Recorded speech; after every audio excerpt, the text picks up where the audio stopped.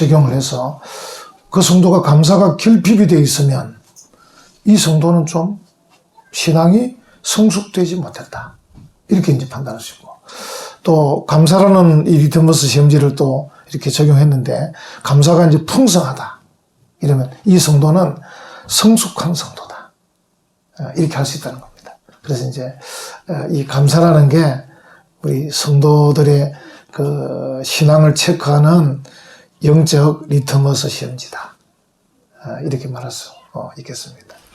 오늘 읽은 이 골로새서 오랜만에 읽었는데요. 바울이 감옥에서 기록한 성경이 신약에 4권 있는데 다 아시죠? 에베소서, 빌립보서, 골로새서, 빌레몬서 이렇게 4권입니다. 4권인데 이 골로새서도 이제 감옥에서 로마 감옥에서 이 골로새 교회에 보낸 편지인데 이제 골로새 교회는 바울이 개척하지도 않았고 가본 적도 없어요. 여러분 지금 지도로 말하면 터키 지역인데 터키 지도의 약간 왼쪽에 에베소 교회가 있거든요. 해변 가까운데 바로 해변가는 아닙니다. 해변에 조금 들어가는데 그 에베소 교회에서 동쪽으로 한 160km 좀 약간 남쪽에 이제 골로새 교회가 있는데 바울이 이제 에베소 교회에서 이렇게 전도하며 목회할 때 에바브라라는 사람이 골로새에서 와가지고 은혜를 받습니다.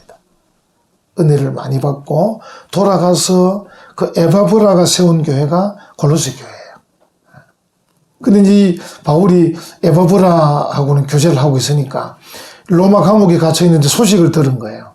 그래서 골로새 교회에 좀 이단 때문에 교인들이 좀 힘들어한다. 이 소식을 들은 거예요. 그래가지고 이제 바울이 감옥에서 편지를 쓰는 겁니다. 골로새 교인들에게. 그래서 너희가 복음에 대해서 다시 한 번 더 자세를 확립해라. 두 번째로는 예수 그리스도가 뛰어나신 분이다. 그분 의지하고 그분을 믿어라. 이렇게 이제 크게 2가지의 주제를 가지고 편지를 써서 보냅니다. 골로새 교회. 오늘 이제 그 중에 하나인데 내용이 한번 보십시오. 그러므로 너희가 그리스도 예수를 주로 받았으니 이 받았다. 파라람바노. 이 받았단 말은 굉장히 환영하면서 이렇게 받아들였다. 이제 그런 뜻이거든요. 그리스도 예수를 주로 받았으니 이렇게 말합니다. 이름이 3개 나오죠. 그리스도, 예수, 주. 어떤 성경은 뭐라 되어 있습니까? 주 예수 그리스도 이렇게 나오잖아요. 관계없습니다. 어디에 있든지. 그래서 이제 오늘 본문은 그리스도 예수를 주로 받았으니 이렇게 나와 있지만 또 다른 성경은 주 예수 그리스도 이렇게도 나와 있습니다. 그러니까 이 3가지가 다 비슷하지만 조금씩 다르기 때문에 이 3단어를 쓰는 거죠. 그리스도라는 것은 기름 부음 받은 자 이 뜻이거든요. 그러니까 구약에서부터 공식적으로 이제 사명을 받은 이름이 그리스도입니다. 그리스도. 기름 부음 받은 자. 그래가지고 이제 이 그리스도는 신약에 와서 하나님의 모든 예언을 성취하는 분이셔요. 공식적 직함이죠. 내가 그리스도다. 이렇게. 그리스도. 예수는 그러한 사명을 감당함에 있어서 사람의 몸을 입고 실제로 인성을 가지고 활동하셔요. 그래가지고 십자가 달려 죽으셔서 백성들의 죄를 사해 주시고 구원하셔요. 그게 예수예요, 예수. 우리가 마태복음 1장에 나오잖아요. 이름을 예수라 하라. 그가 자기 백성을 죄에서 구원할 자다. 이렇게 말씀했잖아요. 그러니까 그리스도 예수를 주로 받았으니 주는 뭐겠습니까? 그러니까 그리스도라는 공식적 직함과 또 실제로 인간의 몸을 입고 이 땅에 오셔가지고 실제로 인간으로서 고난을 받으시고 십자가 달리 죽으심으로 사람들의 죄를 용서해 주시고 구원하신 그 예수, 그리스도 예수를 주로 받았단 말은 그분이 바로 주인이다. 우리의 주인이다. 다시 말하면 예수님이 죽으시고 부활하셔서 하나님 보좌 우편에 계시고 나중에 심판하실 거 아닙니까? 만유의 주로 오실 거거든요. 그래서 그 주님을 받았으니. 그러면 이제 연결되시죠. 그래서 너희가 그리스도 예수를 주로 받았으니.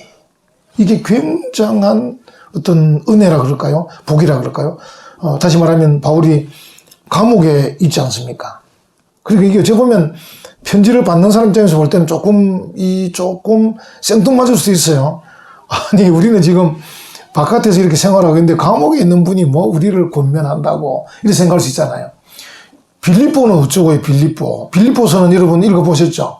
항상 기뻐하라. 이렇게 나옵니다. 감옥에 있는 분이, 감옥 밖에 있는 분에게. 빌립보는 또 여기 지금의 그리스 지역에 있는 그 교회인데.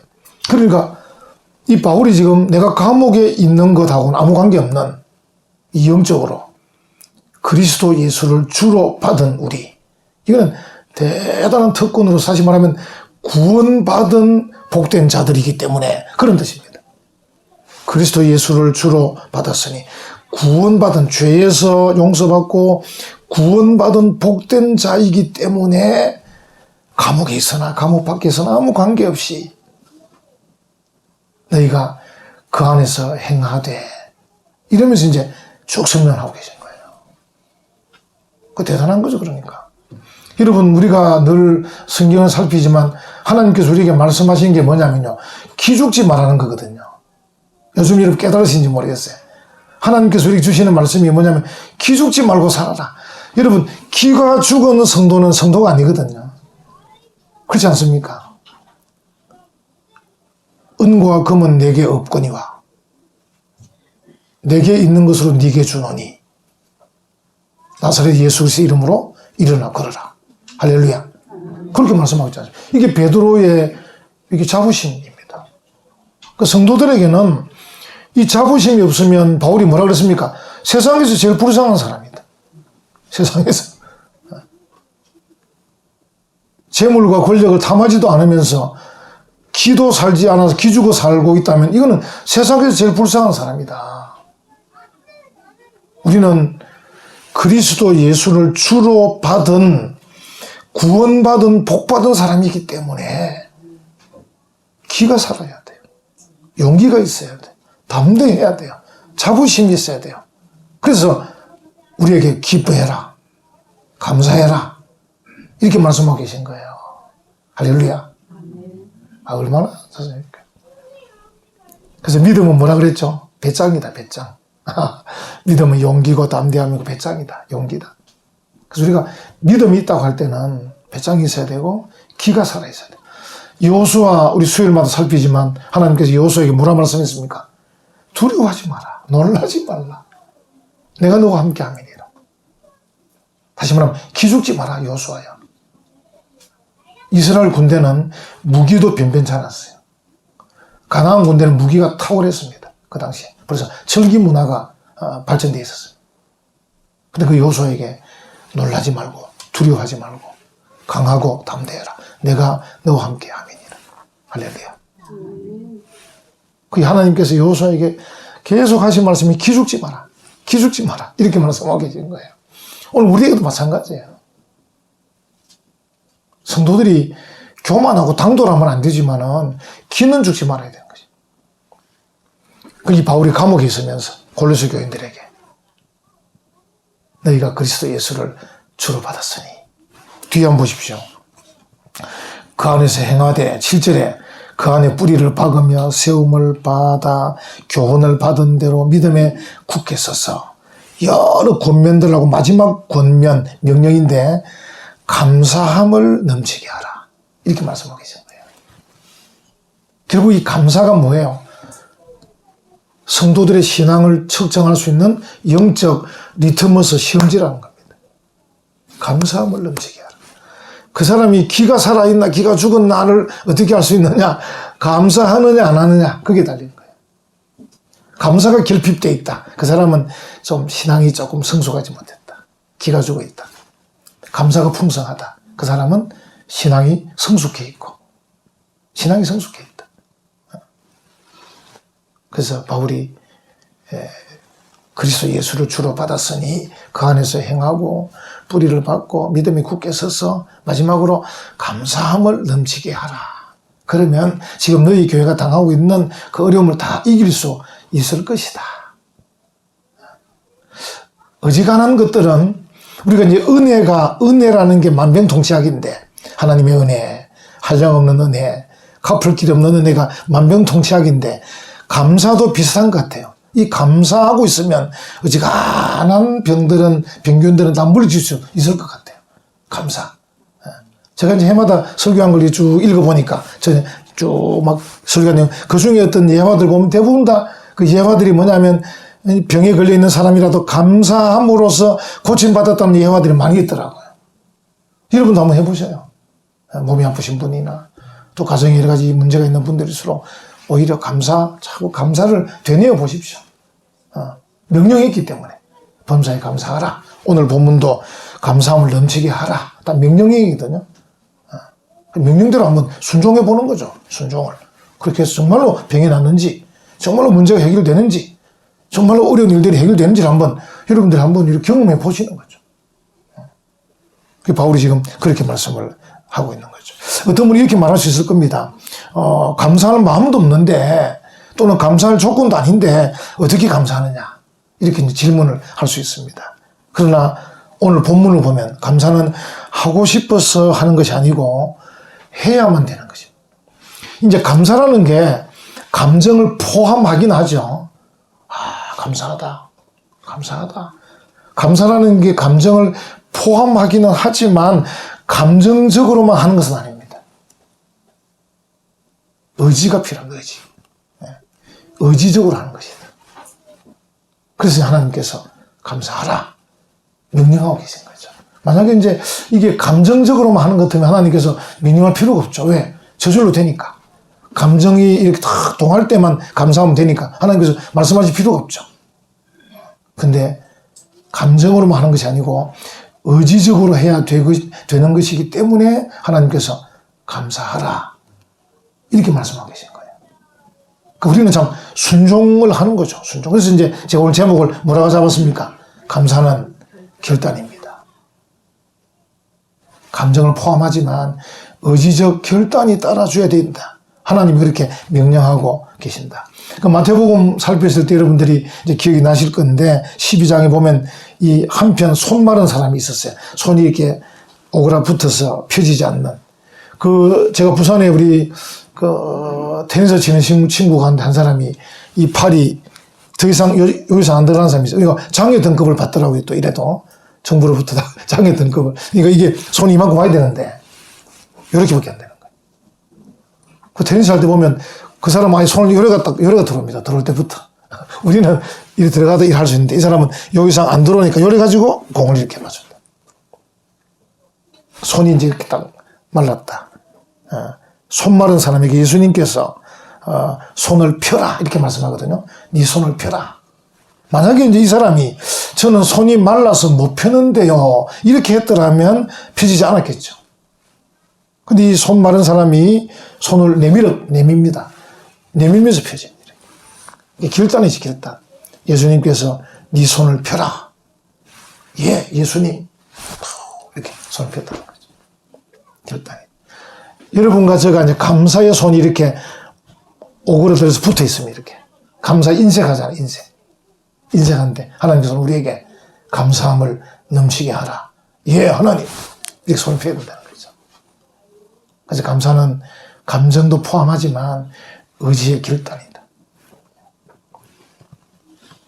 우리가 이제 만약에 감사하기로 결단을 하게 되면 감사해야 되겠다. 영혼도 맑아지고 가정도 밝아지고 또 하나님께서 더 큰 은혜와 복을 주실 줄 믿습니다. 우리가 정말 잘 알고 있잖아요. 감사는 감사를 낳고 불평은 불평을 낳는다. 우리가 얼마나 잘 알고 있습니까? 그렇죠? 그러니까 더더욱 의지의 결단이 필요합니다. 자꾸 감사할 거 찾아가지고 감사하고 자꾸 찾아서 좀 이 의지적으로 좀 찾아가지고 감사를 하는 거죠. 하면 그 감사가 또 감사를 또 낳는다는 거죠. 네. 한번 찾아보면요. 살아있는 것도 감사하잖아요. 여러분들 해보신 분은 제가 이번 주간에 특세하면서 이제 성도들에게 하루에 하나씩 감사함을 찾자 그랬잖아요. 새벽에 딱 눈 뜨시는데 제가 침대에서 가뿐하게 딱 일었었어요. 그럼 제가 하나님 감사합니다. 저절로 나오는 거예요. 감사하잖아요. 그죠? 새벽에 눈을 떠서 배를 울리는 소리 듣고 눈을 떠서 탁 일어나서 새벽 기도 가야지. 이렇게 하니까, 아, 내가 지금 살아있고, 또 이렇게 일어날 수 있는 건강도 있고, 야, 감사하다, 감사하다. 살아있는 게 감사하다. 여러분 어떠세요? 살아있는 게 뭐 불행이에요? 어떻습니까? 불행인가요? 감사하다. 햇볕도 감사하죠. 햇볕도 감사. 우리 이 교회는 지금 남양인데, 지금 커튼을 닫았지만은, 유아실은 굉장히 덥습니다. 햇빛이 너무 잘 들어가죠. 감사하죠. 공기도 감사, 물 한 모금도 감사하고, 오늘 상차린데 이런 과일 하나도 감사하고, 다 감사합니다. 어떤 분이 이제 연구를 해보니까 우리가 숨을 쉬고 사는데 하루에 23,000번 정도 숨을 쉰대요. 이렇게 숨을 쉬는 게 23,000번. 이산화탄소는 내쉬고 또 산소는 들이키는 이런 호흡을 하잖아요. 그래서 이제 이산화탄소, 산소 이러니까 산에 등산 갈 때 오후 4-5시가 좋다. 그런 얘기 하잖아요. 그래서 이제, 근데 만약에 우리가 이 23,000번 호흡하는 걸 내 힘으로 못 해가지고 인공호흡기를 단다고 생각해 보면, 그래서 이제 병원의 비용을 계산해 보니까 한 달에 한 800만 원 정도 드는 거야. 한 달 비용이. 뭐 물론 오래 보면 뭐 치료하겠지만, 어쨌든 이 인공호흡기를 달아서 숨을 쉬려면 한 달에 800만 원 내서 한 1,000만 원. 1년이면 1억 정도 되는 거예요. 우리가 2020년 지금 한 해 동안에, 인공호흡기 다신 분 안 계시죠? 우리 아직까지. 그래서 1억 원어치를 지금 우리가 이렇게 공기를 이렇게 마쳐드린 거죠. 감사한 거죠. 그러니까 하나님 올 한 해도 1억 원어치 산소를 공급해 주셔서 감사드립니다.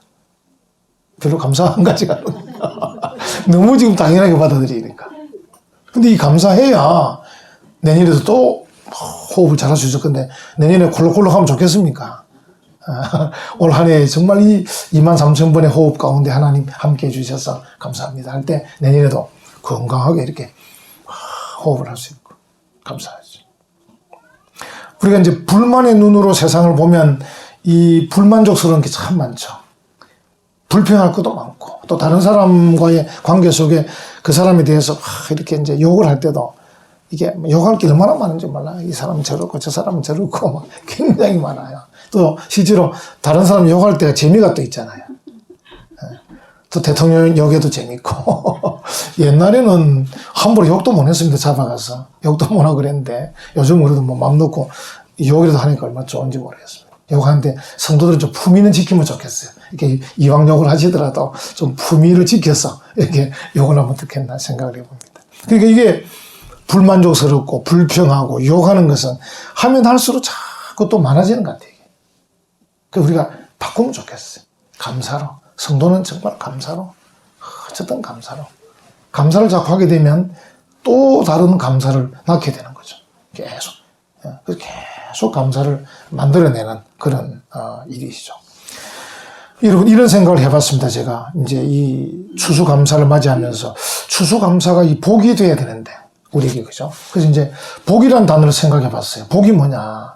복은 받아도 질리지 않는 게 복이잖아요. 여러분들이 예를 들어서, 이거 이제 하나님, 나 이제 복이 질리니까 그만 주세요. 이런 사람 없잖아요. 그죠? 그러니까 이 복이라는 것은 받아도 질리지 않는 게 복이다. 이 생각이 들더라고요. 그러면 이제 생각해 봤어요. 우리 감사가 질리나? 이 목사님 오늘 또 감사라 그러네. 해마다 감사라던데. 그래서 이제 이 감사가 질리면 이 복은 아니잖아요. 내게 있어서. 어쨌든 목사가 말하든 성경이 말하든 어쨌든 바울이 말하든 하나님께서 말씀하시든 어쨌든 우리에게 감사라고 했을 때 그걸 받아들이는 내가 감사가 질린다. 변목사 추수감사는 한 해 그러면 어떻겠습니까? 이렇게 되면 이건 복은 아닌데 목사님 그동안 우리 잊고 지냈지만 또 추수감사를 한다니까 좋습니다. 질리지가 않습니다. 이러면 이제 복인 거죠. 그러니까 우리가 맞다. 이 질리지 않는 게 복이다. 그 다음에 이제 우리가 출근하고 퇴근하잖아요. 출퇴근. 근데 이제 젊은 사람들은 모르겠어요. 우리 아들 보니까 뭐 피곤하게 가는 것 같은데 이게 이제 출근하고 퇴근하는 이 반복. 이 반복이 질리면 어떻게 됩니까? 복은 안 될 거잖아요. 내가 뭐 월급 때문에 할 수 없이 가지. 이러면 이제 월급도 많이 안 오를 거고 승진도 잘 안 될 거고 뭐 가도 재미도 없고 하여튼 뭐 그래 이게 근데 출근도 재밌고 퇴근도 재밌고 내일도 출근하고 퇴근하고 출근하고 퇴근하고 이 출퇴근이 반복적인 것이 질리지가 않으면 복이 되겠다 싶더라. 복이 되겠다. 오늘 이 열매된 농부가 만약에 심고 거두는 일, 심고 거두는 일이 지루해서 안 되겠다. 이러면 이제 복이 안 될 건데, 심고 거두는 일이 질리지가 않고 그냥 해야지, 심어야지, 거둬야지, 심어야지, 거둬야지. 이래 되면 이 복인 거죠. 우리에게 있는 이 것들이 질리지가 않은 것들, 질리지가 않으면 이게 복이 되는데, 이 복이란 것은 계속 받아도 질리지 않는 거거든요. 그래서 제가 연기를 시켜보니까, 그렇구나. 감사라는 것이 우리가 질리지가 않으면 복이다. 하나님, 감사해요. 하나님, 감사해요. 그러니까 하나님께서 우리에게 감사하라. 감사를 했을 때 이걸 내가 질리지 않고, 예, 하나님 알겠습니다. 내가 이번에 의지를 가지고, 결단을 가지고 감사하죠. 이렇게 해서 감사를 하게 되면 하나님께서, 야, 잘한다, 잘한다 하면서 자꾸 복을 주실 것 같아요. 근데 하나님, 올해도 감사해야 됩니까? 뭘 또 과일을 가져가야 되고, 뭘 또 헌금을 해야 되고, 또 감사해야 됩니까? 이러면서, 질리는데, 이러면 이거는 이제 복은 안 될 것 같아. 그래서 우리가 하나님께 감사하는 것을 질리지 않게, 예, 하나님 제가 잊고 살았습니다. 한 해 동안 잊고 살았는데, 수수감사절 때문에 감사를 하시니 알겠습니다. 하고 이제 특세하면서 살펴보니까 이것도 감사하고, 저것도 감사하고, 그렇구나. 불만적인 것도 많았지만 감사할 것도 많구나 하면서 자꾸 감사 찾아내면서 하나님 감사합니다. 감사합니다. 그러니까 하나님께서 야, 그래 네가 참 잘한다. 은혜와 복을 내가 주겠다. 여러분, 이 질리지 않고 여러분들이 출퇴근도 하시고 2021년도에도 질리지 않고 또 여러분 중에 또 텃밭 농사 짓는 분 많이 계신데 질리지 않고 심고 거두시고 또 공부하는 학생들 오늘 우리 장 대학생 하는데 우리 공부하는 것도 제가 정말 감사했던 게 정말 공부하는 게 재미가 있어서 한번 했거든요. 그 성적이 얼마나 좋았겠습니까? 오랜만에 자랑 좀 한번 해야 되겠습니다. 성적이 얼마나 좋았는지 나중에 제가 강도사 이제 졸업 강도사 시험 칠 때 오신 목사님이 나보고 이 성적이 맞나고 막 이렇게 컨닝한 거 아니냐고 이렇게 묻는 목사님도 계신데 그분이 돌아가셨습니다만 우리 장인어른 친구분이신데 그러니까 재미가 있으면 이게 뭐 성적이 쑥쑥 올라가죠. 재미가 있으면 뭐든 재미가 있고 실력이 뭐 얼마나 향상되는지 몰라. 공부하는 게 질리지 않고 재밌더라. 우리 찬식이도 이제 막 학원 가라 막 공부하는 걸 닥달하는 것보다는 엄마 아빠가 뒤에서 하나님 찬식이가 공부가 재밌게 해주세요. 이렇게 기도하는 게 제일 좋을 것 같아. 그래서 엄마 아빠가 기도하러 새벽에 나오셔야 돼. 그러면 평균 이번에 시험 대학 입학이 잘 되려면 모르겠다.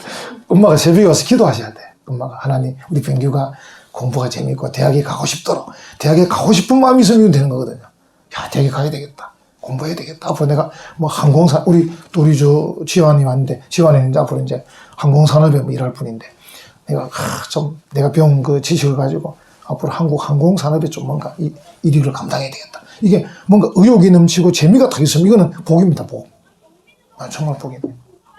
그래서 우리 부모들이 자녀들이 그렇게 되도록 기도해야 됩니다. 그래서 부모들은 어쨌든 교회 오셔가지고 새벽이든 밤이든 오셔서 기도해야 돼. 부모의 기도의 그 눈물에 따라서 자녀가 결정이 되는 거야. 그래서 이걸 보면서 그렇다. 반복해도 질리지 않고 받는 게 복인데 감사도 질리지 않으면 복이 되는 거고 출퇴근도 질리지 않으면 복이 되는 거고 공부하는 것도 질리지 않으면 복이 되는 거고 할렐루야. 그렇다. 그래서 제가 찾아보니까 어떤 분이 이제 그 수필을 하나 써놨는데 이런 게 있더라고요. 이제 무엇인지 답은 여러분이 들으면서 찾아보십시오. 신기한 것이 매일 아침 배달되어지는 이 선물 상자는 감사로 쓰면 자꾸만 내용물이 생겨나고 다른 이들이 상상도 못한 것들이 만들어냅니다. 그런데 어떤 이들은 이 선물들을 시들시들 말려버립니다.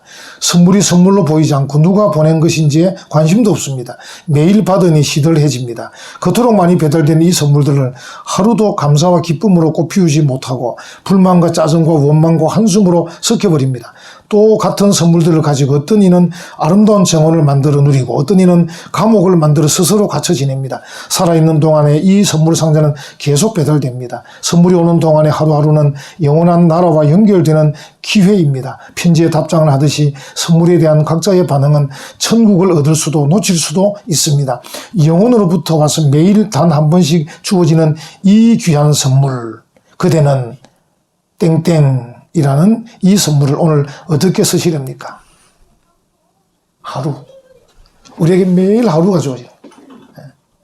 선물 상자가 매일 배달되는 거예요. 그러니까 우리가 아침에 일어날 때 희망차게 되는 거죠. 아, 오늘도 내가 살아서 일어났구나. 하나님께서 내게 이 하루라는 이 보물 상자를 보내주셨구나. 어떻게 이 상자를 열어서 이 하루를 꾸며갈 것인가. 누가 이렇게 기가 막히게 썼는지 참 제주도 좋은 것 같아요. 글 쓰는 제주도. 국어선생님 쓰신 것 같아요. 누가 아마 제주도 좋은 것 같아요. 여러분, 감사는 결단입니다. 여러분의 감정에 너무 좌우되지 마십시오.